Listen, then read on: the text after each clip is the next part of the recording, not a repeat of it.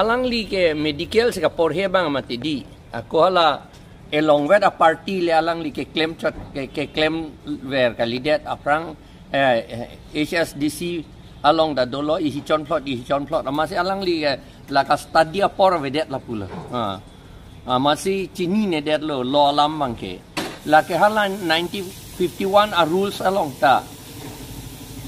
section 78 malom pen arokom ke rule section alilo rule 178 malom pen lo ke do laha pen ha 90 rule 180 84 anta do la ke re jong si election apan ka complain do pulote la ke complain nangji ha governor along pada ke tok do ke la sinilit apen ka summit ta dak di sialong tami pu la sini tum di sialong summit et lo la ke a case ke la ke do po bar la le eson abang ke election cheng chia kuben si nilitum pulo la ke ponchat allo pen si election ka pedo la ke illegal la ke allo ten unconstitutional punan nilitum pulo ki punang ko ka ke article 243 m along da ke tok do ponchat allo ke six schedule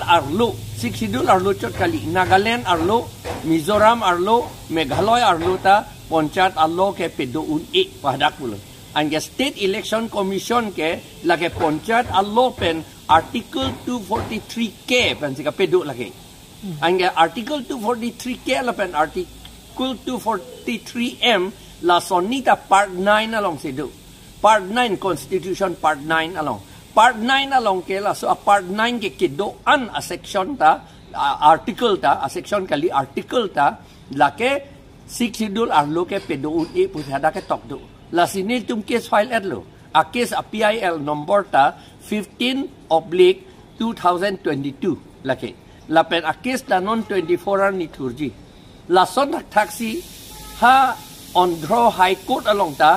5th schedule arlo ponchat pen claim rong pen a job alang litum case claim lo la pen judgment ala po hello 5th schedule arlo ta la ponchat allo article pen bangke kam claim un po masala dakta election da cancel del re-election da tu kok la dakta son dak taxi la ke simple alam lagi article 243 emalong puloti an par ke ko ansi nang lang ma Tadi nonali tumang ke la nilitung ke constitution si ke kroi ke di la pen ke Indian constitution si nilitung ke kroi la pen ke nilitung chini lo justice atum anta chief justice bakado vesita constitution ke pipuk no ke alang litum o taking hota nitum constitution ke right hipo busi pu ke dihala tum ta la si article 243 m hello la pen article 243 ZC pudo la long ni ta dake pudo lage election ges Assam State Election Commission ke dake claim un epul ke tok do angel tum claim board idet ke di la pen claim board idet apota lang litum aja kong ave ke di aja kong ave lang litum army police hang un army police ke hang ya aja kong ave la election commission ba la pen election commission ke asa in Karbianglong a border nang luchok lo te halage commissioner da kali halage muni jongjong lo ke halage lagu busi claim un ko lage la alang li claim un de komania kangura van da pirong da mehe bute la si lage chini lor lo la ke election ke la ni tum case le ka hailo pulo tangte election ke re-election ke do through vek pulo aru du ejon neta hokole public misa kotha koi mislead koribole eta propaganda cholai ase aru he propagandar naam hol re-election ami jodi constitution of India khuli sao ba ami rules and guidelines of jodi ami election commission khuli sao tat re-election boli hobdoi nai prothom kotha to etue re-election boli hobdoi nai hekane moi somu kori moi apnalokok pori unabo bisaisu je election kobole gole ki amar types ase India prothom hol amar rashtrapati বা president of ইন্ডিয়ার election second হল আমার vice president of ইন্ডিয়ার election third হল আমার member of parliament Rajya Sabha বুলি কলে আপার হাউস member of parliament Lok Sabha লোৱাৰ হাউস সেই সকলৰ তেখেতসকলৰ ইলেকশন তাৰপিছত আমি যদি চাওঁ member of legislative council MLC বুলি কয় তেখেতসকলৰ ইলেকশ্যন তাৰপিছত হ'ল member of legislative assembly MLA এৰ ইলেকশ্যন তাৰপিছত আহি যায় আমাৰ কাউন্সিলৰ ইলেকশ্যন মিউনিচিপালিটিৰ ইলেকশ্যন পঞ্চায়তৰ ইলেকশ্যন বা বেলেগ ধৰণৰ তেনেকুৱা ইলেকশ্যন লোকেল বডিজ কিটাৰ ইলেকশ্যন আহে আৰু লাষ্টত যদি আমি ক্যাটেগৰি চাওঁ সেইটো হ'ল বাই ইলেকশ্যন বা বাইপল বুলি কয় সেইকাৰণে যদি আমি চাওঁ ৰি ইলেকশ্যন বুলি শব্দই নাই এইটো এনে এটা মিছ প্ৰপাগেণ্ডা এটা ফলছ প্ৰপাগেণ্ডা এটা চলাই লৈ গৈছে আৰু যদি আমি চাওঁ যে যদি ৰি ইলেকশ্যন মানে ইলেকশ্যন আকৌ পাতিব লাগে তেতিয়াহ'লে এটা ইলেকশ্যন যোনটো তাৰ অলপ হ'লেও ওচৰত আহে যদি আমি অৰ্থটো চাওঁ প্ৰচিডাৰটো কমপ্লিটলি ডিফাৰেণ্ট মই কাৰণে ক'বলৈ বিচাৰিছোঁ বাই ইলেকশ্যন হ'লে কি এটা বা দুটা সিটত হয় পুৰা ইলেকশ্যনটো ৰি ইলেকশ্যন কেতিয়াও নহয়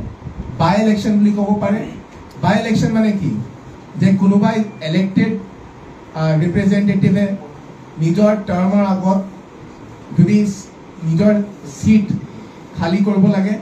তেতিয়াহ'লে বাই ইলেকশ্যন বা বাইপলটো হয় তাৰ চাৰিটা কণ্ডিশ্যন আছে বাই ইলেকশ্যন বা বাইপলৰ প্ৰথম হ'ল কি যোন ইলেক্টেড আছিলে তেখেতসকলে ৰিজাইন দি দিছে কিবা কাৰণৰ কাৰণে 2 নম্বৰ হ'ল কি তেখেতসকলৰ মৃত্যু হৈ গৈছে তেতিয়াহ'লে বাই ইলেকশ্যন বা বাইপল হয় 3 নম্বৰ যদি যোন ৰিপ্ৰেজেণ্টেটিভে জিকিছে তেখেতে বোলে এটা সিটতকৈ বেছি জিকিছে তেতিয়াহ'লে এটা সিটটো এৰি দিব লাগে তাত আকৌ বাই ইলেকশ্যন হয় 4 নম্বৰ যদি MLA বা MP সকলৰ যদি মিনিমাম এটা এটেণ্ডেন্স থাকে সেইটো মিনিমাম এটেণ্ডেন্স মিট নহ'লে তেতিয়াহ'লে বাই ইলেকশ্যন বা বাইপল ইলেকশ্যনটো হয় এইকাৰণে এই চাৰিটা কণ্ডিশ্যনটো ফুলফিল নোহোৱালৈকে বাই ইলেকশ্যনটো নহয় এইকাৰণে এইকেইটা চাৰিটা কণ্ডিশ্যন আমাৰ কাৰ্বি আংলং অট'নমাছ কাউন্সিলৰ কণ্টেক্সত ফুলফিল নহয় এইকাৰণে বাই ইলেকশ্যন বা বাইপল হোৱা কথাই নাই আৰু ৰি ইলেকশ্যনৰ কথাই নাই কাৰণ ৰি ইলেকশ্যনৰ শব্দ বুলি ৰি ইলেকশ্যন বুলি শব্দই নাই আমাৰ কনষ্টিটিউশ্যনত মই এটা আপোনালোকৰ ভিউৱাৰসকলৰ সন্মুখত ইলেকশ্যন কমিশ্যন আৰু ইলেকশ্যন কমিশ্যনৰ প্ৰচেছৰ কথা মই এটা দুটা ক'বলৈ বিচাৰিছোঁ প্ৰথমটো হ'ল কি ইলেকশ্যন কমিশ্যন হ'ল আমাৰ ইণ্ডিয়াৰ ফেডাৰেল বডি আৰু এই ইলেকশ্যন কমিশ্যনখন এনেক্ট কৰিছে under the provisions of the Indian constitution আৰু ইলেকশ্যন কমিশ্যন হ'ল ৰেছপন্সিবল যিমানখিনি মনিটৰিং কৰিব লাগে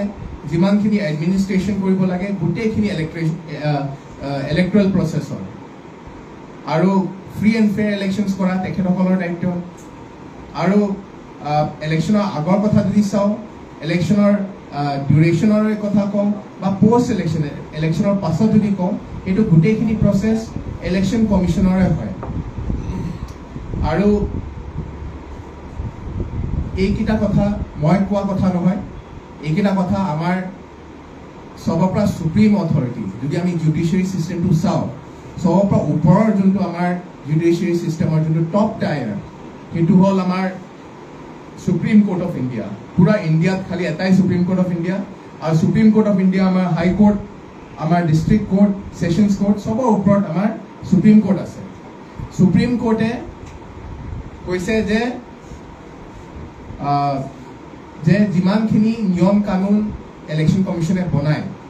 সেইটো ওপৰত আৰু একো নিয়ম কানুন নাই ইলেকশ্যনৰ ৰিলেটেড সেইকাৰণে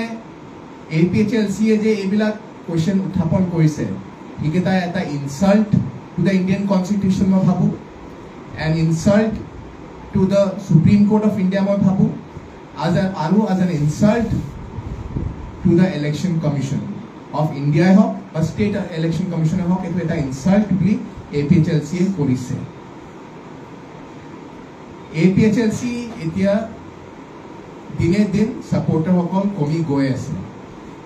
আৰু বহুতখিনি ইলেকশ্যন তেখেতসকলে হাৰিছেও আৰু হাৰাৰ পাছত তেখেতসকলৰ হাণ্ড্ৰেডছ অফ ছাপৰ্টাৰ্ছ অলৰেডি বিজেপিৰ লগত অলমষ্ট এভৰিডে মাৰ্জ কৰি গৈ আছে সেইকাৰণে এইবিলাক চাই APHLC লিডাৰসকলে ভাবিছে নাই আমি আমাৰ নিজৰ মানুহ আমাৰ নিজৰ লিডাৰসকলক ধৰি ৰাখিব লাগিব সেইটো হ'লে কি কৰিম আমি সেইটো কাৰণে হ'লে আমি এইবিলাক মিছ প্ৰপাগেণ্ডা কৰিম আমাৰ লিডাৰসকলক ধৰি ৰাখিবৰ কাৰণে মই কনষ্টিটিউশ্যনৰ বাহিৰৰ কথা মই একো কোৱাই নাই মই যিকেইটা আজি কথাকেইটা কৈছোঁ আজি এই প্ৰেছ মিটত এই গোটেইখিনি কথা মই within the framework of Indian constitution মই কৰিছোঁ আৰু যদি APHLC সকলে সঁচা কৰি আমাৰ ইণ্ডিয়ান কনষ্টিটিউশ্যনক ৰেচপেক্ট কৰে তেতিয়াহ'লে তেখেতসকলে যি মই আজি কথাকেইটা ৰাখিছোঁ এইকেইটাৰ তেখেতসকলৰ আনচাৰ দিব নোৱাৰিব বুলি মই ভাবোঁ থেংক ইউ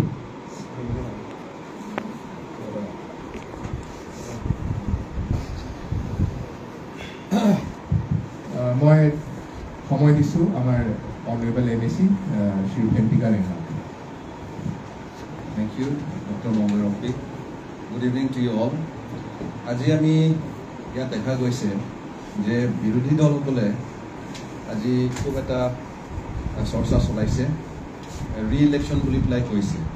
মই বেছিকৈ নকওঁ দুটামান পইণ্ট কৈ দিম প্ৰথমটো হৈছে আজি